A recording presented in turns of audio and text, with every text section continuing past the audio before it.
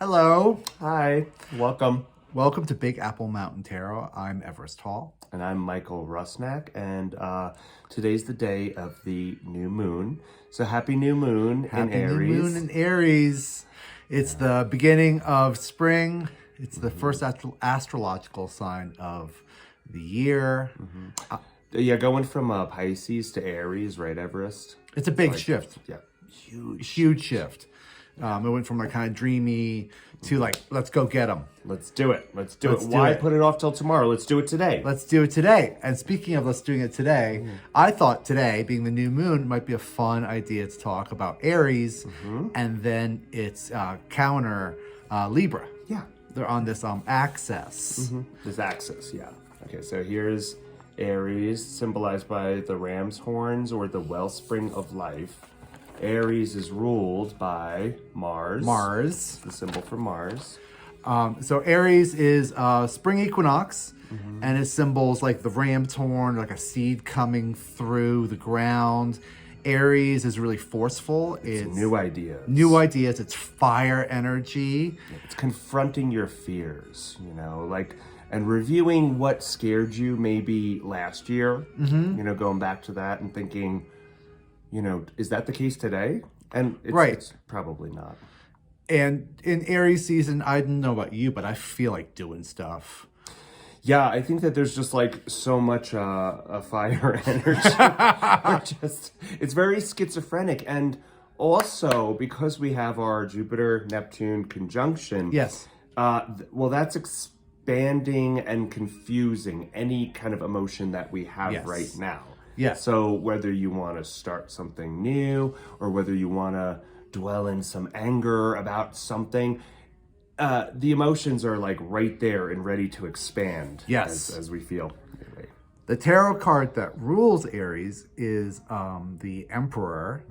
And you see the Emperor right now in his fiery throne. Yes. Yeah, with covered in rams. There's like a ram at each corner of his throne.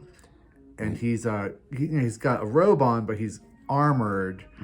And he's kind of in this almost like magma environment, real fiery. He's in a volcanic chamber. One of the issues with the Emperor is that because he's a terrestrial king, he can be a bit short-sighted on the larger aspects of dealing with others. It's very, dictator.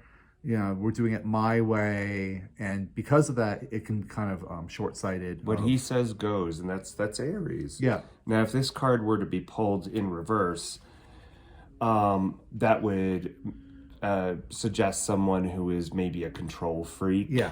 Or someone who's like really grasping to hang on to power. Yes. We're thinking of certain leaders. Certain leaders. We're looking at you. There's a lot of karmic energy with this kind of force when you're just kind of pushing through and shoving things to the side. There's a karmic responsibility for these kinds of actions, which is how we end up in Libra. Now, this is the sign of Libra. It's the symbol for Libra. It's the scales. And Libra is ruled by Venus. By Venus. And Libra is always seeking beauty and harmony and balance. Justice. Working with others. And its tarot card is Justice. And as you see the figure here, she has sword and scales. So the sword represents thoughts, but this is the preservation of balance and harmony by whatever means necessary. Balance has to be achieved. It's that natural harmony to always kind of be in balance, like water, always wanting to be in balance. Or, if you're out here in New Mexico, dust. Covers everything. Sand. So we have this really interesting dialogue between the Emperor here, who's pushing forward, and then there's Justice, which is other people, Libra, law, karmic responsibility. And it just so happens that Mars and Venus are right now in a conjunction.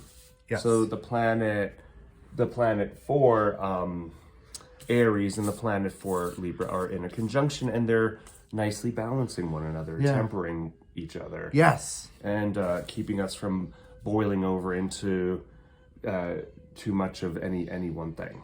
Right. And I see, I can't help to see the news relate to this and what's happening with Ukraine and Putin. Yeah. Well, this is today. This is today, Aries. By the time of the full moon will be in the sign of Libra. And that suggests that at that time we will be seeking for more balance for just society. Yeah. General. Yeah. Yeah, because if one end of the axis is like personal and ego, the other end is the public. And public and relationships and contracts. And law. And how we deal with other people. Yeah, so we're going to see a lot of interesting justice coming down the pike in the next couple of weeks and over the next month. And look out for what's going to happen on April 12th. Although this conjunction between Neptune and Jupiter has been kind of growing closer, and it's been active for the last month. So we've been feeling that energy too, and we'll do another video about that as well soon. Yes, we will. So thank you for joining us for this little conversation about Aries and Libra. Oh, at the time of the new moon, right, Everest? You're supposed to set your intentions. Oh, yeah. Right? So really set some intentions for something that you want to accomplish, and maybe just face your deepest fears right now. Right now is a time where you could really drag that, hidden closet of fears. You could open the door and really pull everything out, go through it and see what really isn't relevant anymore. And think about what you want to do by the time of the full moon. Yeah. Or also maybe review your karmic responsibilities and where things have kind of come to get you from your actions and how you can do it better this time. Yeah, there's very much a feeling of we've been to this rodeo before right now. You start to get, a little pinch of something that maybe used to be an issue, and we're like feeling like maybe that's not the case anymore. Maybe I could react very differently. Yeah. And this is the new dimension that we're stepping into. Yes. Okay. Thank you. Have a wonderful day. We'll see you next video.